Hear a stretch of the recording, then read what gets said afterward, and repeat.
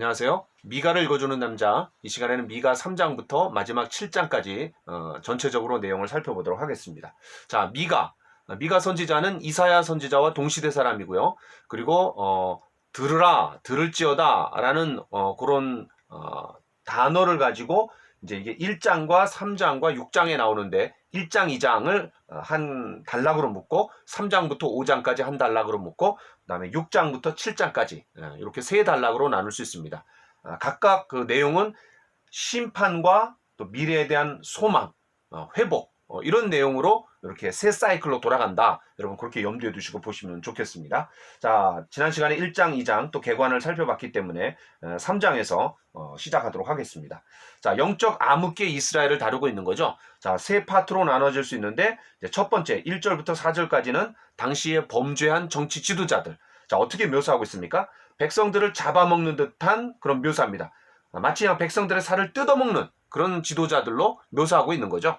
자, 그래서 온갖 착취와 폭력을 일삼고 있는 그 지도자들을 이야기하고 있습니다. 자, 5절부터 8절에서는 이제 거짓 평화를 외치는 선지자들, 이제 종교 지도자들을 얘기하는데 그거와 상반되게 이제 미가가 그들과는 다르게 이제 예언을 했다라는 거죠. 그들은 자기의 어떤 돈과 이익에 좌우되는 자들이었죠. 뭔가 던져주면 평강을 외치고 그렇지 않으면 전쟁을 외쳤던 자기의 이익과 연관해서 그러니까 하나님께서 그들에게 응답하시지 않는 거죠. 이제 영적 어두움으로 가게 되는 겁니다. 그에 반해서 미가는 어떻습니까? 8절에 보니까 오직 나는 여호와의 영으로 말미암아 하나님께서 성령을 통해 갖고 예언할 것을 보여주시고 깨닫게 해주시고 말씀을 주시는 거죠. 그거에 따라서 이제 예언을 했던 미가와 그렇지 않았던 거짓 선지자들을 대조하고 있습니다. 자, 이제 9절부터 12절에서는 다시 타락한 지도자들과 이제 심판을 얘기하고 있는데, 자, 11절 보니까 이 타락한 지도자들의 공통점이 뭐예요? 물질적인 이익 때문에 사역을 한다라는 거죠. 야, 이게 이제 심각한 겁니다. 자, 그런데 이제 하나님이 함께 하시니까 우리에게 재앙이 없다.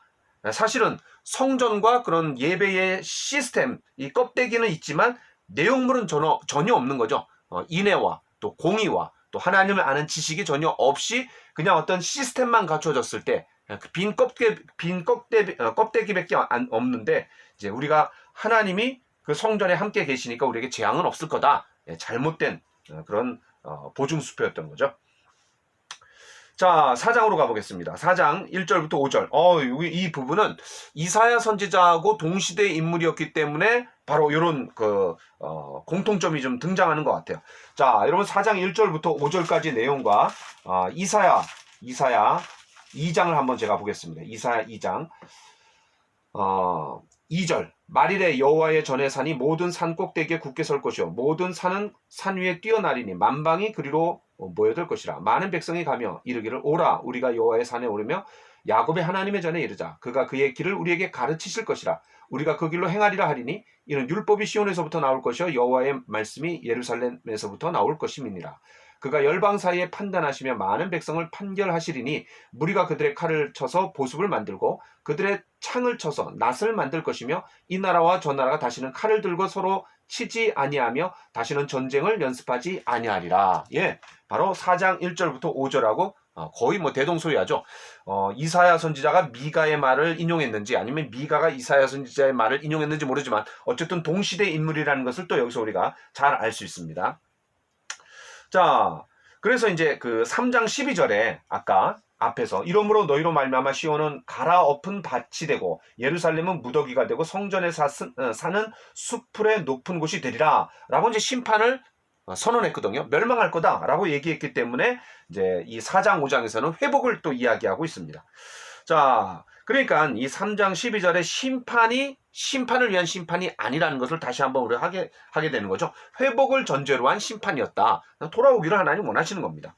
자, 3장 12절에서는 시온은 갈아엎은 밭이다 그랬는데 이제 4장 1, 2절에서는 하나님의 말씀이 나오는 곳이 어디냐? 바로 시온이라는 거죠.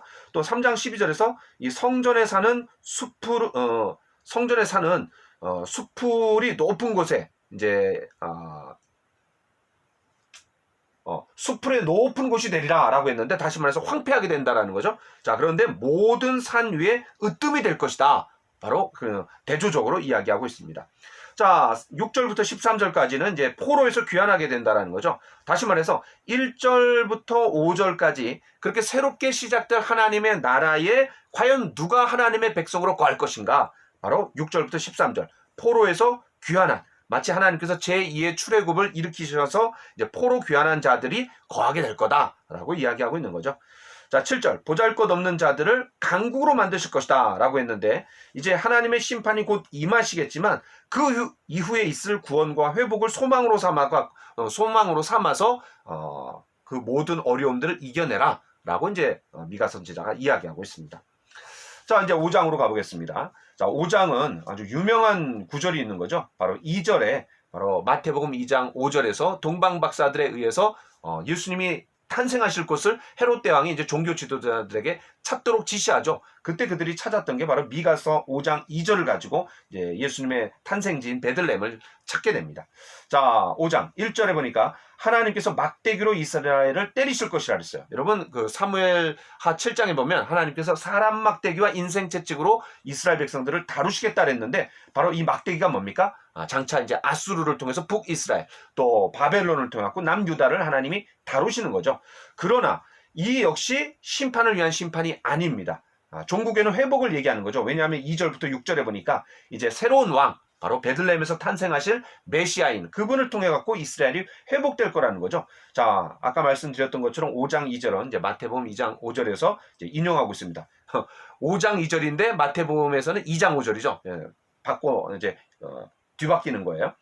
자, 3절 이후에 이제 새로운 왕이 탄생한 결과를 다루고 있습니다. 고난 후에 이스라엘은 이 하나님의 왕이 지배하는 나라로 회복이 될 거다 이렇게 얘기하고 있고, 5절 6절에 보니까 그 새로운 왕이 이스라엘을 괴롭히는 나라들을 격퇴시킬 것이다, 정복할 것이다 라고 이제 얘기하고 있습니다.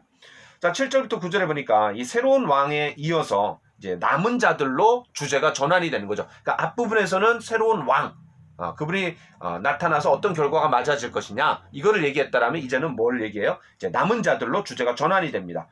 자, 식물에게 생명을 주는 그런 이슬과 담비 같은 사람들이다. 바로 인생을 기다리지 않고 하나님을 의지하는 자들로 묘사하고 있고, 또 사자와 젊은 사자들처럼 이제 대적들을 정복하게 될 것이다. 예, 바로 미래의 그런 하나님의 사람들, 남은 자들이 그렇게 할 거라는 거죠. 자, 이거는 이제 신약 시대를 우리가 좀 염두에 두면 될 것 같습니다. 마귀를 이기고, 그죠? 사단의 권세를 이기고, 악한 자들을 이기는, 그렇죠? 예, 선으로 악을 이기는, 성령의 힘으로 이기는 그런 모습들을 우리가 좀 연상해 볼 수 있습니다. 자, 10절부터 15절에 보니까 하나님께서 자기 백성을 어떻게 하시는 거예요? 예, 파괴시키는 것이 아니라 정결케 하시는 거죠. 자, 그리고 이제 15절 마지막에서 이제 열방에 대한 심판을 하나님이 선언하고 계십니다. 자, 6장.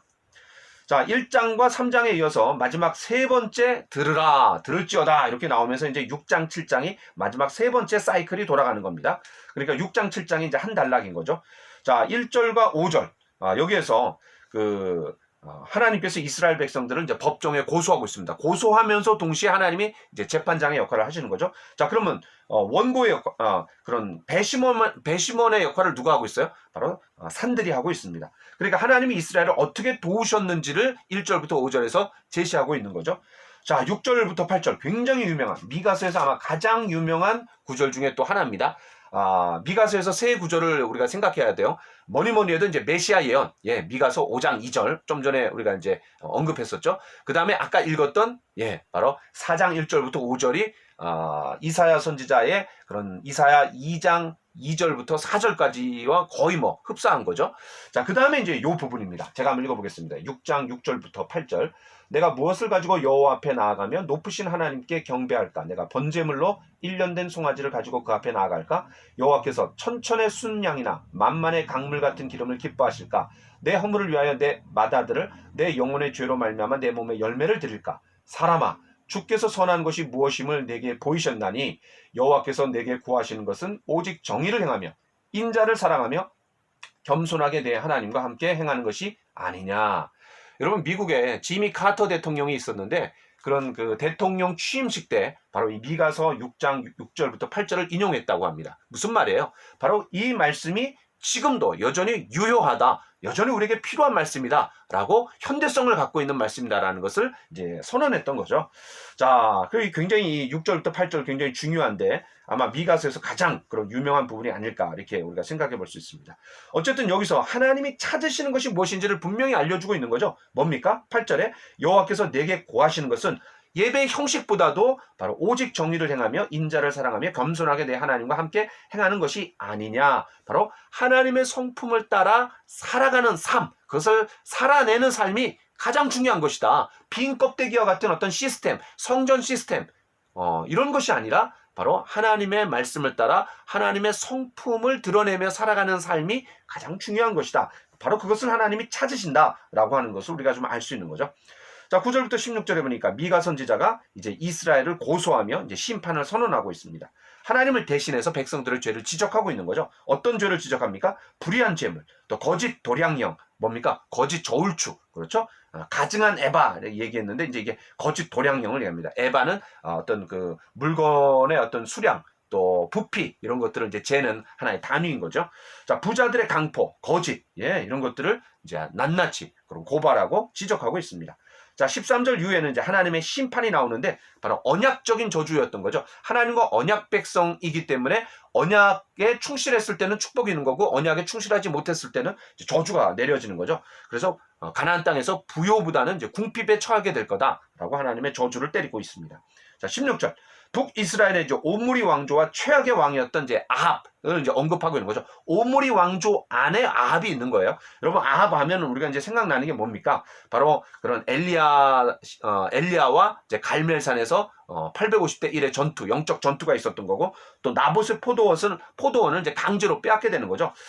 각 사람에게 하나님께서 거할 수 있는 땅을 주셨고, 그 땅은 이제 막 판매할 수 있는 게 아닙니다. 나중에 판매하더라도 50년이 되면 희년에 다시 이제 원 주인에게 이제 되돌려줘야 되는 거잖아요. 땅의 주인은 하나님이시고 땅에 거할 수 있는 권한과 책임을 이제 사람들에게 맡긴 겁니다. 근데 자기 마음대로 막 경계패를 옮겨갖고 자기 마음대로 강압적으로 강포적으로 그렇게 땅을 뺏었던 나봇의 포도원 그 사건을 우리가 좀 생각해 볼 수 있는 거죠. 그러니까 힘없는 자들을 아주 짓밟고 약탈했던 그 시대가 그 시대를 이야기하면서 뭐를 얘기하는 거예요? 바로 최악의 그런 심각, 죄악의 심각, 또 심판의 불가피성 이런 것들을 이제 연상시키고 있는 겁니다. 오므리 왕조 때 특별히 가장 최악의 북이스라엘의 최악의 왕, 바로 아합을 얘기하고 있는 거죠. 자, 그래서 16절 하반절에서 역시 뭐를 다루고 있습니까? 하나님의 심판을 다루고 있습니다. 자, 마지막 7장입니다. 자, 1절부터 6절. 자, 여기 이제 애가라고 얘기할 수 있는데 재앙이로다 나여. 자, 이 나를 누구에게 빗대고 있는 거예요? 미가 선지자 자신을 바로 이스라엘과 동일시하고 있는 겁니다. 그런 6장에서 하나님의 심판이 선언되자 이제 자신이 살고 있는 그런 악한 시대를 바라보면서 깊은 좌절감을 가지고 탄식하고 있는 그런 애가라고 얘기할 수 있는 거죠. 자, 1절. 여름 과일을 수확을 했는데 먹을 포도송이와 무화과가 전혀 없다라는 겁니다. 자, 이런 먹을 것만 없는 것이 아니라 경제적으로만 빈털터리가 아니라 이제 2절과 3절에 보니까 사람이 없다라는 거죠. 다시 말해서 쓸만한 사람이 전혀 없다라는 겁니다. 자, 5절과 6절. 이제 그런 뭐 사회적인 거는 차치하고서라도 이제 내 생활의 어떤 생활 영역, 이웃, 또 심지어 아내까지도 믿을 수 없는 그런 불신의 세상. 바로 사회 전체가 완전히 부패해 있다라는 것을 이제 전제로 깔고 있는 거죠. 자, 그런데 7절 대전환점이죠. 오직 나는 여호와를 우러러보며 나를 구원하시는 하나님을 바라보나니 나의 하나님이 나에게 귀를 기울이시리로다. 자, 대전환점입니다. 그러니까 어떤 곳에서도 소망을 발견할 수 없는 그런 절망의 그런 어둠이 깊게 짙들어진 그런 상황 속에서 어떻게 하는 거예요? 마지막으로 기대를 걸 수 있는 분이 누구라는 거예요? 하나님이시라는 거죠. 자, 근데 이 하나님은 어떻게 표현했냐면 나를 구원하시는 하나님, 또 나의 하나님, 내가 경험한 하나님, 또 나와 함께 하시는 하나님, 그 하나님만이 내가 하나님을 바라볼 때 주변에 어떤 어두운 그림자가 짙게 드리워져 있고 또 절망의 그런 소망이 전혀 없는 그런 가운데 있지만 눈을 들어 하늘을 바라볼 때 나를 도우시는 천지를 지으신 하나님 여호와 하나님을 바라볼 때 소망이 있다라는 것을 우리가 좀 발견할 수 있는 거죠. 자, 그래서 이제 8절부터 13절에 보니까 이제 포로가 귀환하게 될 거다. 이제 9절에 보니까 마침내 하나님께서 그 마침내 그 때가 되었을 때 하나님이 일하시는 거죠. 자, 10절 대적하는 자들의 조롱이 이제 무색해지고 오히려 그들이 부끄러워하게 된다라는 겁니다. 자, 14절로 20절 자, 이제 마지막 부분입니다. 자, 14절. 우리의 목자가 되어 주십시오. 예, 하나님을 우리의 목자가 되어 달라고 이제 요청하고 있는 거죠. 자, 15절로 17절에 보니까 그런 새로운 출애굽의 역사로 주변 나라들이 놀라고 부끄러워하게 됩니다. 1차 출애굽, 그러니까 출애굽기에서 이제 출애굽의 하나님의 놀라운 역사가 일어났을 때 주변 나라들이 깜짝 놀라고 뭐 마음이 간담이 서늘해지고 녹아지고 또 두려워했던 것처럼 이제 제2의 출애굽이 일어났을 때 그런 주변 나라들이 깜짝 놀라게 되고 두렵게 될 거다라는 것을 이야기하고 있는 거죠.